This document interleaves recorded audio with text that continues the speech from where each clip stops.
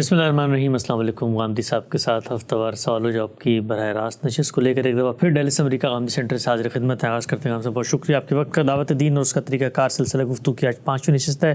موضوع کو آگے بڑھاتے ہیں۔ ہم سب گزشتہ نشست میں اصولی سوال کی طرف واپس مراجعت کرتے ہوئے جو بات آپ نے بیان کی تھی وہ یہ کہ دین میں 2 طرح کی ہدایات دی جاتی ہیں۔ بسا اوقات اصولی ہدایت دے کر لوگوں کے عقل، فہم، فراست اور ان کے ذوق پر چیزوں کو چھوڑ دیا جاتا ہے، کیسے وہ معاملے کو طے کرتے ہیں حالات اور واقعات کی رعایت سے۔ اور دوسری ہدایت وہ ہوتی ہے کہ جس میں اصول کے بعد ایک منظم، مرتب لاہ عمل، ایک پورا کا پورا خاکہ، پوری کی پوری ترتیب اور اصول سے اطلاق تک کی پورا نقشہ سامنے دیا جاتا ہے۔ دعوت دین کا معاملہ یہی ہے۔ آغاز کرنا چاہتا ہوں، پوچھتا ہوں آپ سے کہ دعوت دین کے باب میں پھر قرآن مجید کہتا کیا ہے، پورے معاملے کی تفصیل کیا ہے؟ ہم نے جو کچھ عرض کیا اس کے نتیجے میں 3 صورتیں سامنے آ گئیں۔ ایک یہ کہ رسالت مآب صلی اللہ علیہ وسلم دعوت کے منصب پر فائز تھے، اس میں تو 2 رائے نہیں ہو سکتی۔ رسول اللہ صلی اللہ علیہ وسلم نے جو کچھ کیا، جہاں سے ابتدا کی، جس نتیجے تک پہنچے، اسی کو بنائے استدلال بنا لیا جائے اور اس کی روشنی میں یہ دیکھا جائے کہ اگر اللہ تعالیٰ نے مجھے آپ کو دعوت کا حکم دیا ہے یا تبلیغ کا حکم دیا ہے تو ہم اس طریقے کی پیروی کرتے ہوئے اپنے لیے کیا لائے عمل بناتے ہیں۔ دوسرے یہ کہ اللہ تعالیٰ نے ہمیں کسی طریقے کا پابند نہیں کیا، ایک بات کہہ دی ہے، ایک ذمہ داری ڈال دی ہے، اب اس کے بعد ہمارا کام ہے کہ ہم علم و عقل کی روشنی میں اپنی استعداد اور اپنی استطاعت کو سامنے رکھتے ہوئے کوئی لائے عمل بنا لیں۔ اور تیسرے یہ کہ اللہ تعالیٰ نے صرف حکم نہیں دیا بلکہ ایک لائے عمل، ایک طریقہ خود بتایا ہے۔ یعنی یہ 3 چیزیں اگر آپ دیکھیں تو خلاصے کے طور پر سامنے آتی ہیں۔ 3 ہی امکانات ہو سکتے ہیں۔ اس میں سے یہ امکان کہ رسالت مآب صلی اللہ علیہ وسلم کو نمونے کے طور پر سامنے رکھ کے آپ کے اسوہ کو اپنے لیے نمونہ بنا کر ہم کوئی لائے عمل اختیار کریں۔ میں نے عرض کیا تھا کہ یہ طریقہ استاذ امام نے بھی اختیار کیا اور اسی کو سامنے رکھ کر دعوت دین اور اس کا طریقہ کار کتاب لکھی۔ یہی طریقہ مولانا سید ابو اللہ صاحب مودودی نے اختیار کیا۔ چنانچہ میں نے حوالہ دیا تھا کہ انہوں نے بھی اپنی دعوت کی جب ابتدا کی تو سب سے اہم تقریر جو اب ظاہر ہے ایک تحریر کی صورت میں شائع ہوتی ہے، وہ تقریر ہے جو انہوں نے علی گڑھ میں کی تھی، اسلامی حکومت کس طرح قائم ہوتی ہے، کیونکہ ہدف ان کے نزدیک یہی تھا۔ یہی وہ چیز ہے کہ جس کو تفصیلات میں ڈھال کر ہمارے دور میں ہمارے ایک دوسرے بزرگ ڈاکٹر اسرار احمد صاحب نے منہج انقلاب نبوی لکھی۔ اس میں بھی دیکھیے نام ہی بتا رہا ہے کہ کیا چیز ہے، یعنی رسول اللہ صلی اللہ علیہ وسلم نے جو کچھ کیا اس کو انقلاب سمجھ لیا گیا اور جس طریقے سے آپ نے کیا وہ ظاہر ہے کہ اس انقلاب کا منہج بن گیا۔ اب آپ دعوت دینے کے لیے کھڑے ہو گئے کہ لوگوں آؤ، ہم بھی اسی طریقے کا انقلاب برپا کرتے ہیں اور اسی طریقے سے برپا کرتے ہیں۔ میں نے تجزیہ کر کے، تحلیل کر کے یہ بتایا کہ دونوں اعتبارات سے یہ استدلال صحیح نہیں ہے، یعنی علمی اور عقلی لحاظ سے بھی صحیح نہیں ہے۔ دین میں جو قواعد عامہ بیان کیے گئے ہیں، جن میں سے ایک بڑا قاعدہ یہ ہے کہ اللہ تعالیٰ اپنی شریعت میں لوگوں پر کوئی ایسی ذمہ داری نہیں ڈالتا جو ان کی حد وسع سے باہر ہو، یہ اس کے بھی خلاف ہے۔ اور پھر میں نے مختلف چیزوں کا حوالہ دے کر وہ عدم مطابقت بھی واضح کر دی۔ آخر میں نے یہ بتایا تھا کہ محض یہ عقلی استدلال ہی نہیں بلکہ اس سے آگے بڑھ کر دینیاتی پہلو سے بھی جب قرآن پر غور کیا جاتا ہے تو یہ واضح ہو جاتا ہے کہ اس معاملے میں پیغمبروں کو اسوہ بنانا کسی طرح بھی موضوع نہیں تھا، اس لیے کہ ان کے بارے میں اللہ تعالیٰ نے وضاحت کر دی ہے کہ ایک خصوصی قانون ہے جو ان کے ذریعے سے ظہور پذیر ہوتا ہے، ایک سنت الہی ظاہر ہوتی ہے اور اس میں اللہ تعالیٰ یہ معاملہ کرتے ہیں اور کس طرح کرتے ہیں، کن مراحل میں سے گزار کر ایک نتیجہ نکالتے ہیں، وہ سب قانون اتمام حجت کے ذیل میں واضح ہو چکا ہے۔ اس کے بعد یہ امکان تو ختم ہوا، 2 رہ گئے باقی۔ تو میں نے یہ عرض کیا تھا کہ دوسری بات یعنی یہ کہ دعوت کی ہدایت کر دی گئی ہے، تبلیغ کرنے کے لیے کہا گیا، کوئی طریقہ نہیں بتایا گیا، یہ قرآن مجید کے عام طریقے کے خلاف نہیں ہے۔ مثالیں دے کر میں نے واضح کیا کہ اور بھی بعض چیزیں ہیں جو ایسے ہی بیان کی گئی ہیں اور ہم پر چھوڑ دیا گیا، اور خاص طور پر وہ چیزیں جو سوسائٹی سے متعلق ہوتی ہیں، جو سیاسی اور معاشی معاملات میں ظہور پذیر ہوتی ہیں، ان میں اللہ تعالیٰ کا عام طریقہ بھی یہی ہے کہ اس میں ایک رخ متعین کر دیا جاتا ہے، ہدف بتا دیا جاتا ہے، کچھ ضروری احکام 2 3 4 دے دیے جاتے ہیں، اور پھر ہم اس کا لائے عمل خود بناتے ہیں۔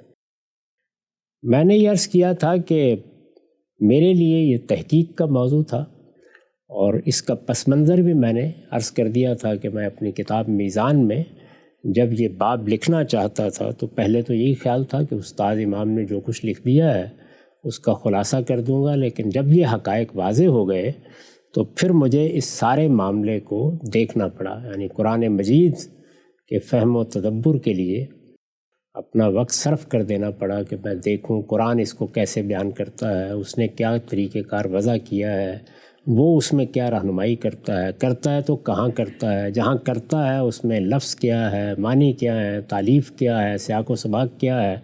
یہ آپ جانتے ہیں کہ ان سب مراحل سے گزرنے کے بعد کسی نتیجے تک انسان پہنچتا ہے۔ قرآن مجید کا اسلوب یہ نہیں ہے کہ آپ نے فقہ کی ایک کتاب کھولی اور اس میں ایک طریقہ لکھا ہوا ہے پڑھ لیا۔ وہ دعوت پیش کرتا ہے، انذار کرتا ہے، بشارت دیتا ہے، اس کے دوران میں قانون زیر بحث آ جائے گا، اس کے دوران میں حقائق زیر بحث آ جائیں گے، ان کو سمجھنا، ان کو جاننا، ان کی حقیقت تک پہنچنا، یہ اپنی جگہ بہت فہم و تدبر کی چیز ہوتی ہے۔ میرا نقطہ نظر چونکہ یہی ہے تو اب میں آپ کے سامنے اس کی تفصیلات رکھ دیتا ہوں۔ سب سے پہلے یہ ضروری ہے کہ کچھ تعبیرات لوگوں پر واضح کی جائے، یعنی قرآن مجید نے جو بات کہی ہے اس کے لیے کوئی ایک تعبیر اختیار نہیں کی بلکہ مختلف تعبیرات اختیار کی ہیں۔ بات ایک ہی ہے لیکن اس کو مختلف تعبیرات سے ادا کیا ہے۔ ہم بالعموم اس مقصد کے لیے دعوت و تبلیغ، محض تبلیغ، یہ الفاظ استعمال کرتے ہیں۔ قرآن مجید میں بھی یہ الفاظ استعمال ہوئے ہیں، لیکن قرآن نے یہی بات بعض دوسری صورتوں میں بھی ادا کی ہے۔ مثال کے طور پر پیغمبروں کی دعوت کے معاملے میں انذار کا لفظ اختیار کیا ہے۔ یہ جانتے ہیں آپ کہ جب رسالت میں آپ صلی اللہ علیہ وسلم کی بعثت ہوئی تو لتنذر ام القری ومن حولھا، اسی طرح جگہ جگہ کہا کہ پیغمبر اس لیے آتے ہیں کہ مبشرین و منذرین، وہ بشارت دیتے ہیں، انذار کرتے ہیں۔ تو انذار کی تعبیر یعنی پیغمبر کی دعوت کے لیے یہ جامع ترین تعبیر اختیار کی گئی ہے۔ پیغمبر انذار کرتا ہے۔ یہ یاد ہوگا آپ کو کہ جب رسالت میں آپ صلی اللہ علیہ وسلم کو انذار عام کا حکم دیا گیا تو انہی الفاظ میں دیا گیا۔ یہ کہا گیا کہ یا ایھا المدثر قم فانذر، یعنی آپ اٹھیں اور اٹھ کر اب اپنی قوم کو انذار کریں۔ ایک تعبیر یہ ہے انذار کی تعبیر، اس کے ساتھ بشارت کا لفظ بھی بولا جاتا ہے۔ ایک دوسری تعبیر وہ ہے جو ہم نے بھی اختیار کی، یعنی دعوت، لیکن قرآن مجید اس کو 2 اور اسالیب میں بیان کرتا ہے۔ یعنی ایک دعوت الی سبیل ربک، یعنی تمہارے پروردگار کے راستے کی دعوت۔ گویا دعوت کو آگے کوالیفائی کر دیتا ہے، بتا دیتا ہے کہ وہ کیا دعوت ہے جس کا حکم دے رہا ہے۔ قرآن میں آیا نا کہ ادعو الی سبیل ربک، اپنے رب کے راستے کی دعوت دو۔ تو لفظ دعوت ہی استعمال کیا ہے لیکن اس کے ساتھ ایک وضاحت کا جملہ بھی ہے۔ ایک دوسری جگہ یدعون الی الخیر، دعوت الی الخیر کا اسلوب اختیار کیا ہے، یعنی نیکی اور بھلائی کی طرف دعوت۔ قرآن مجید میں خیر کا لفظ نیکی اور بھلائی کے کاموں کے لیے استعمال ہوتا ہے، تو یہ تعبیر بھی اختیار کی ہے۔ اسی طرح سے ایک اور تعبیر ہے، وہ تواصی بالحق اور تواصی بالصبر کی ہے۔ یہ تعبیر قرآن مجید نے سورہ عصر میں اختیار کی ہے، جہاں یہ بیان کیا ہے کہ وہ کون لوگ ہیں جن کے لیے خسارے سے نکلنے کی ضمانت اللہ تعالیٰ دیتا ہے۔ اس میں 3 چیزیں بیان کی ہیں، ایمان ہے، عمل صالح ہے، اور پھر کہا ہے وَتَوَاصَوْا بِالْحَقِّ وَتَوَاصَوْا بِالصَّبْرِ۔ تواصی بالحق کا مطلب کیا ہے؟ ایک دوسرے کو ادائے حق کی نصیحت کرنا، ایک دوسرے کو حق کی نصیحت کرنا یا ادائے حقوق کی نصیحت کرنا اور حق پر ثابت قدمی کی نصیحت کرنا، ایک ہی بات ہے۔ اس کے دونوں پہلوؤں کو بیان کیا گیا ہے، دونوں میں لفظ بھی وہی اختیار کیا ہے۔ تواسی کا مطلب ہے یا تواسو کا فعل، اس کے معنی ہے ایک دوسرے کو وصیت کرنا، ایک دوسرے کو نصیحت کرنا، تو یہ تعبیر بھی اختیار کی گئی ہے۔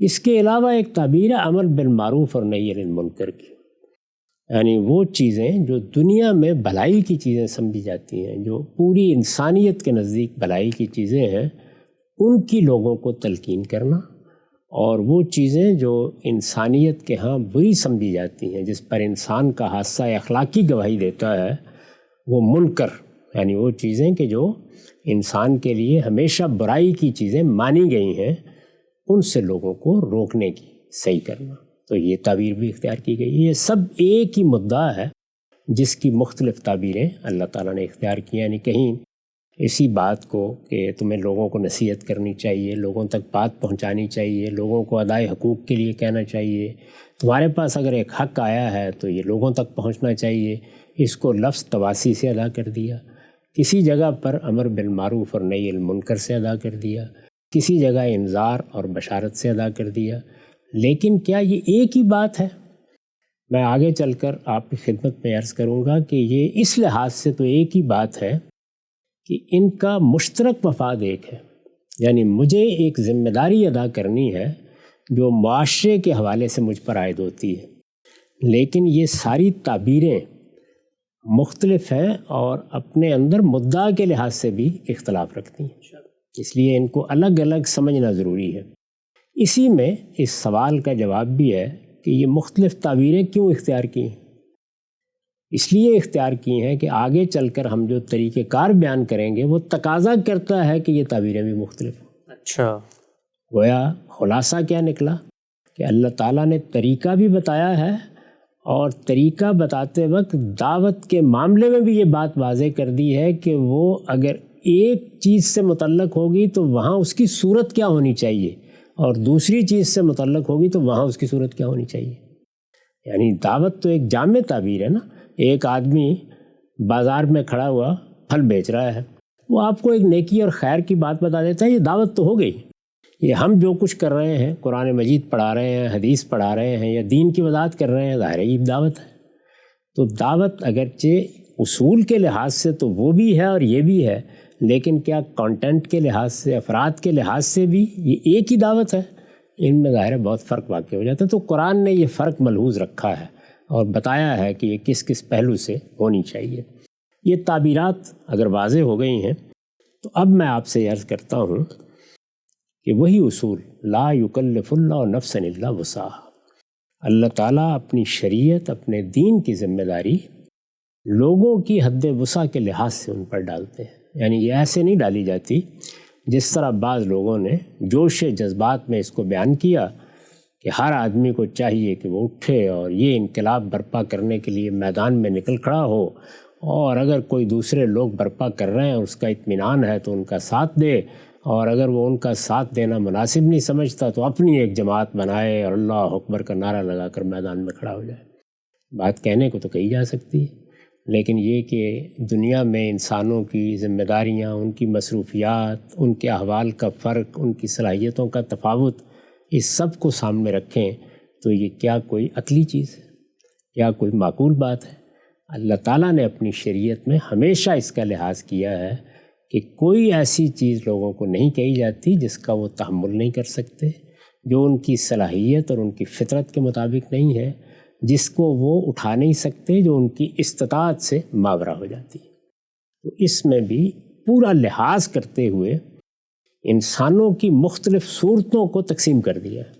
یعنی اگر آپ قرآن مجید کا مطالعہ کریں تو اس میں 5 صورتیں بالکل متعین ہو کر سامنے آ جاتی ہیں۔ پہلے میں بالاجمال ان 5 صورتوں کا ذکر کر دیتا ہوں۔ اللہ تعالیٰ اس دنیا میں ہر آدمی کو نبی بناتے ہیں ایسا تو نہیں ہے نا؟ نہیں۔ ہر آدمی کو رسالت کے منصب پر فائز کرتے ہیں؟ نہیں۔ چند لوگوں کا انتخاب کرتے ہیں، بلکہ اب تو یہ سلسلہ بھی بند ہو گیا، یعنی قیامت تک اب نہ کوئی نبی آئے گا نہ کوئی رسول آئے گا۔ اس سے پہلے بھی قومیں تھیں، ہزاروں لاکھوں لوگ تھے، کروڑوں کی تعداد میں لوگ پیدا ہوتے رہے، ان میں بڑے باصلاحیت لوگ، شاعر، ادیب، حکیم، فلسفی، لیکن ہر آدمی کو پیغمبر تو نہیں بنایا جاتا۔ تو ایک انسانوں کی صنف وہ ہی جس کو ہم پیغمبر کہتے ہیں۔ پیغمبر اللہ تعالیٰ کی طرف سے مامور ہوتے ہیں۔ تو دعوت کی ایک قسم وہ ہے کہ جو پیغمبروں سے متعلق ہے، اس کو بالکل الگ بیان کیا ہے، اس کے قواعد الگ ہیں، اس کے ضوابط الگ ہیں۔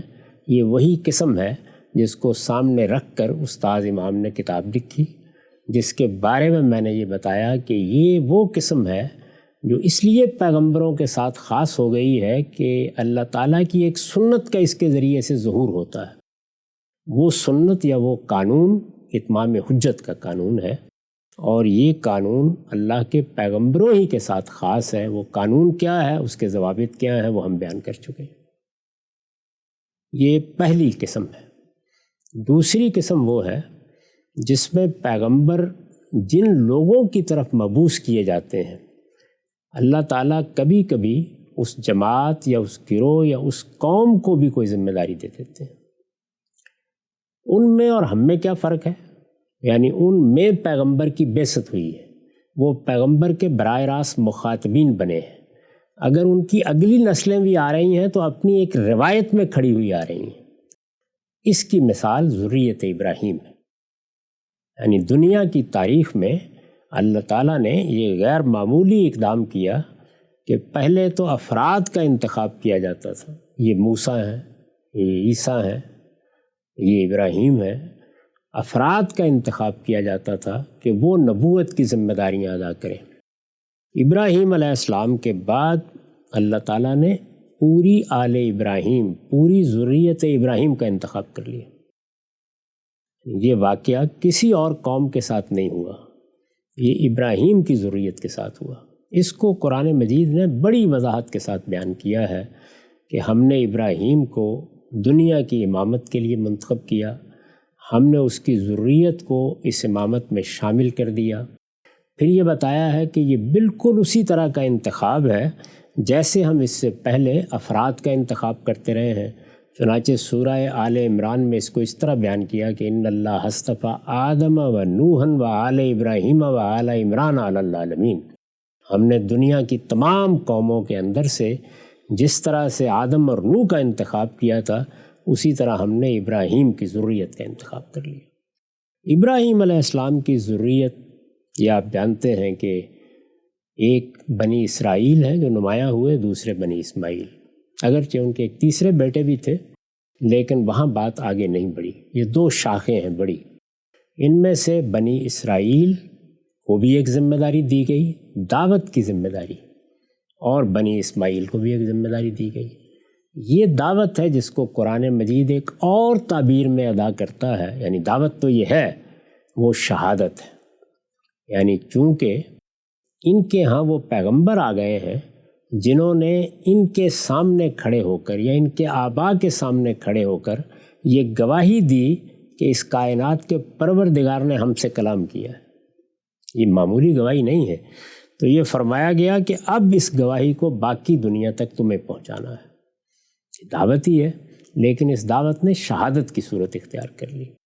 تو دوسری قسم وہ ہے جس کا تعلق ذریت ابراہیم سے ہے، ابراہیم علیہ السلام کی اولاد، خواہ وہ بنی اسماعیل تھے خواہ وہ بنی اسرائیل، دونوں ہی اس وقت موجود ہیں۔ یعنی اپنا زمانہ اگرچہ گزار چکے ہیں، لیکن بہرحال بنی اسرائیل بھی موجود ہیں، بنی اسماعیل بھی موجود ہیں، دونوں کو دیکھا جا سکتا ہے، دونوں کی تاریخ پڑھی جا سکتی ہے۔ تو قرآن مجید نے جس طرح رسولوں کی دعوت کو الگ سے بیان کیا ہے، اسی طرح ذریت ابراہیم کی ذمہ داری کو بھی الگ سے بیان کیا ہے، اور یہ بتایا ہے کہ یہ چونکہ اللہ کی منتخب قوم ہے، ان کا انتخاب اسی طرح ہوا ہے جس طرح اللہ تعالیٰ پیغمبروں کا انتخاب کرتا ہے۔ ان کی ذمہ داری ہے کہ یہ پیغمبروں سے جو ہدایت حاصل کر چکے ہیں اب دنیا تک اس کو پہنچائیں، یہ ان کی قومی ذمہ داری ہے۔ ذریت ابراہیم کے ساتھ یہ معاملہ افرادی نہیں ہے، قومی ذمہ داری ہے۔ اس کو بھی تھوڑا سا سمجھ لیجئے۔ یعنی اللہ تعالیٰ بہت سی ہدایات اس طرح دیتے ہیں کہ فرد اس کا ذمہ دار ہوتا ہے۔ جیسے نماز ہے، مجھے بھی پڑھنی ہے، آپ کو بھی پڑھنی ہے۔ بعض ذمہ داریاں ایسی ہیں کہ جو جماعت کے اوپر ڈالی جاتی ہیں۔ قرآن مجید نے جو مجرموں کو سزائیں دینے کے لیے کہا ہے اس کی ذمہ داری نہ مجھ پر ڈالی ہے نہ آپ پر ڈالی ہے، لیکن قوم پر بحیثیت قوم ڈال دی ہے۔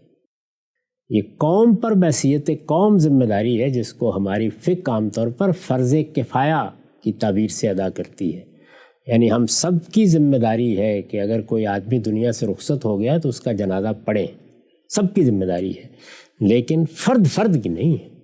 یعنی ہم میں سے 10 آدمی 20 آدمی جب جنازہ پڑھ کے رخصت کر دیتے ہیں تو یہ ذمہ داری ادا ہو جاتی ہے، اور اگر کوئی بھی نہ ہو تو پوری قوم مسئول ہے کہ تمہارا ایک بھائی دنیا سے رخصت ہو گیا اور تم نے اس کو یہ دعا کر کے رخصت نہیں کیا ہے۔ تو جماعت پر یا قوم پر جو ذمہ داریاں ڈالی جاتی ہیں، ذریت ابراہیم پر جو ذمہ داری ڈالی گئی ہے وہ فرد پر نہیں ڈالی گئی، افراد کے مجموعے پر، قوم پر، پوری ذریت پر، پوری جماعت پر ذمہ داری ڈالی گئی ہے۔ جہاد بھی ایسے ہی ہے، یعنی اللہ نے جہاد کا حکم دیا ظلم کے خلاف، لیکن یوں نہیں ہے کہ ہر شخص اٹھے اور یہ کام کر ڈالے، یہ فیصلہ قومی سطح پر کیا جاتا ہے، یہ جماعت کی سطح پر کیا جاتا ہے۔ تو یہ دوسری قسم ہے۔ تیسری قسم وہ ہے جس میں جو دین کا علم حاصل کرنے کا لوگ فیصلہ کر لیں۔ ظاہر ہے کہ دنیا میں اللہ تعالیٰ نے انتخاب کا حق دیا ہے، کوئی آدمی انجینئر بننا چاہتا ہے، کوئی ڈاکٹر بننا چاہتا ہے، کوئی سائنسدان بننا چاہتا ہے، کوئی کاروبار کرنا چاہتا ہے۔ جس طرح لوگ اپنے انتخاب سے فیصلہ کرتے ہیں کہ انہیں کیا کرنا ہے، اگر کچھ لوگ یہ فیصلہ کر لیں کہ وہ دین کے عالم بنیں گے تو ان کی ذمہ داری کیا ہے، اس کی نوعیت کیا ہے، اس کو بالکل الگ سے بیان کیا ہے، یعنی علماء کی ذمہ داری یا علماء کی دعوت۔ تو تیسری قسم وہ ہے۔ ٹھیک۔ چوتھی قسم وہ ہے کہ جس میں اگر کسی جگہ مسلمانوں کو اقتدار حاصل ہو جائے، ان کے حکمران ان کی ذمہ داریاں سنبھال لیں، یعنی ایک تو یہ ہے کہ منتشر ہیں، ایسے اب دنیا کے بہت سے ملک ہیں کہ جس میں مسلمان اقلیت کی حیثیت سے موجود تو ہیں، ہزاروں لاکھوں کی تعداد میں ہیں، لیکن وہاں ان کو نظم حکومت چلانے کی ذمہ داری نہیں دی گئی۔ اگر مسلمانوں کو کسی جگہ نظم حکومت چلانے کی ذمہ داری حاصل ہو جائے تو ان کی بھی ایک دعوت ہے، اور وہ بالکل الگ ہے، اس کا قانون الگ ہے، اس کا قاعدہ الگ ہے، اس کو الگ طریقے سے قرآن نے بیان کیا ہے، اور اللہ کے پیغمبر نے اس کے لیے باقاعدہ ایک سنت قائم کی ہے کہ وہ ذمہ داری کیسے انجام دینی چاہیے۔ یہ 4 اقسام ہو گئیں۔ 5ویں اور آخری قسم میں ہم آپ سب بحیثیت فرد آتے ہیں، یعنی ہر آدمی، خواہ وہ کوئی کام کر رہا ہے، فارغ بیٹھا ہوا ہے، عارف ہے، عامی ہے، عالم ہے، گلی میں کوئی چیز بیچنے نکلا ہے، مزدوری کر رہا ہے، وہ میری آپ کی ہر شخص کی ذمہ داری ہے۔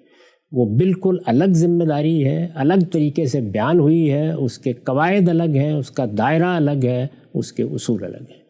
تو یہ 5 اقسام یا 5 صورتیں ہیں جن کو بالکل الگ الگ متعین طریقے پر قرآن نے واضح کر کے بیان کر دیا ہے کہ یہ ذمہ داری پیغمبروں کی ہے، یہ ذمہ داری ذریت ابراہیم کی ہے، یہ ذمہ داری ان لوگوں کی ہے جو اپنے آپ کو دین کا عالم بننے کے لیے پیش کر دیں، یہ ذمہ داری مسلمان حکمرانوں کی ہے، اور یہ ذمہ داری عام افراد کی ہے۔ تو جب تک آپ ان سب کو الگ الگ اچھی طرح نہ سمجھ لیں، دعوت دین کے کسی طریقہ کار کو واضح کیا ہی نہیں جا سکتا، اس لیے کہ ہر ایک کے لیے الگ طریقہ کار ہے۔ سر یہ نقطہ واضح ہوا کہ 5 نوعیت کی مختلف طبقات کو مختلف ذمہ داریاں دی گئی ہیں۔ پیغمبر کی دعوت الگ ہے، ذریت ابراہیم کی الگ ہے، علماء کی الگ ہے، حکومت کی الگ ہے، اور عام آدمیوں کی بھی الگ ذمہ داری ہے۔ تفصیلات غامدی صاحب سے جانیں گے اس سوال کے ساتھ کہ جب یہ کہتے ہیں کہ بنی اسماعیل کی بھی کوئی ذمہ داری تھی، تو قرآن مجید تو ہر جگہ پہ یا ایھا الناس اور یا ایھا الذین آمنوا کہہ کے مخاطب کرتا ہے، کہیں پر بھی